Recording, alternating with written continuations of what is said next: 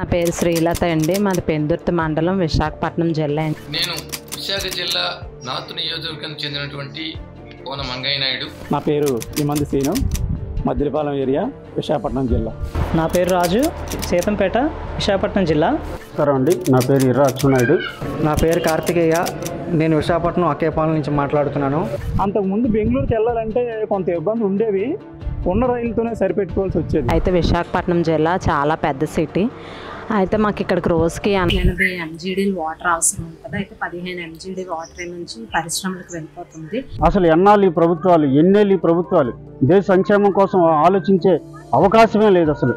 అలాంటి విపత్కర పరిస్థితుల్లో ఒక్క భారతీయ జనతా పార్టీ 2014 వచ్చిన తర్వాత సమూలంగా ఇవన్నీ మార్పు చేయడం జరిగింది. మాకు దగ్గరలోనే మంచి తాటిపూడి డ్యామ్ ఒకటిను, మేఘాద్రిగడ్డ డ్యాము మాకు అందుబాటులో ఉంది. ఫ్యూచర్లోని వాటర్ ప్రాబ్లం రాకుండా కేంద్ర ప్రభుత్వం తోటపల్లి ప్రాజెక్ట్ చేస్తున్నారు. అందుకు చాలా నరేంద్ర మోడీకి థ్యాంక్స్ అండి. అమృత్ భారత్, వందే భారత్ లాంటి ఎక్స్ప్రెస్ రైలును మేము అసలు ఊహించలేదండి.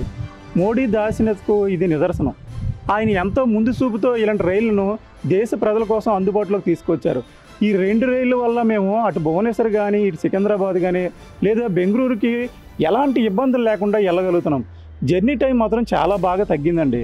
బెంగళూరుకు వెళ్ళాలంటే ఒకప్పుడు 20 నుంచి 24 గంటలు పట్టేది. ఈ రైలు వల్ల 10 గంటల్లోనే వెళ్ళిపోగలుగుతున్నాం. వందే భారత్ ఎక్స్ప్రెస్, అమృత భారత్ ఎక్స్ప్రెస్ అనే 2 పెట్టడం వల్ల చాలా మంది తక్కువ టైంలో ఎక్కువ దూరం ఉన్నటువంటి గమ్యం చేరడం వల్ల వాళ్ళందరూ కూడా చాలా సంతోషపడుతున్నారు. కారణం ఏంటంటే సుఖ ప్రయాణం జరుగుతుంది కాబట్టి వాళ్ళు కూడా సంతోషపడుతున్నారు. ఏపీ మాత్రమే కాకుండా దక్షిణాది రాష్ట్రాలకి అతిపెద్ద రైల్వే స్టేషన్ మన railway station Visakhapatnam railway station.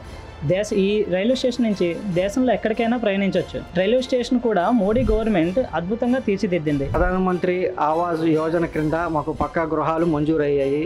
ఇంత పెద్ద విశాఖపట్నంలోని సొంత ఇల్లు కట్టుకునే స్తోమత లేకపోయినా సరే ఆయన ప్రభుత్వం వల్ల మేము సొంత ఇల్లు కట్టుకునే ఛాన్స్ దొరికింది. ప్రధానమంత్రి ఆవాస్ యోజన పేదలందరికీ సురక్షితమైనటువంటి మంచి ఇల్లుని కట్టే కార్యక్రమం కూడా ప్రభుత్వం ఏర్పాటు చేయడం జరిగింది. చాలా మంది పేద ప్రజలకు ఇల్లు కట్టించడం వల్ల వాళ్ళు కూడా చాలా సంతోషంగా ఉంది, వాళ్ళు కూడా సుఖంగా అనిపిస్తున్నారు. అలాగే తోటపల్లి రిజర్వాయర్ సంబంధించిన ఇరిగేషన్ పథకం వల్ల చాలా మంది రైతులు చాలా లబ్ధి పొంది వాళ్ళు కూడా సంతోషంగా ఉన్నారు.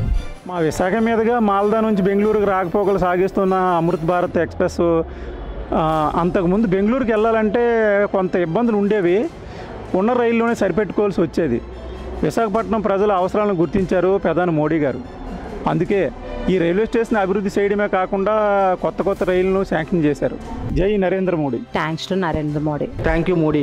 నరేంద్ర మోడీ గారు ఎక్కడ అడుగు పెడితే అక్కడ దేశాధినేతలే బ్రహ్మరథం పడుతున్నారు. భారతీయ జనతా పార్టీ ఇంకా ముందుకు వెళ్ళాలనేసి మేము సగర్వంగా కోరుకుంటున్నాం.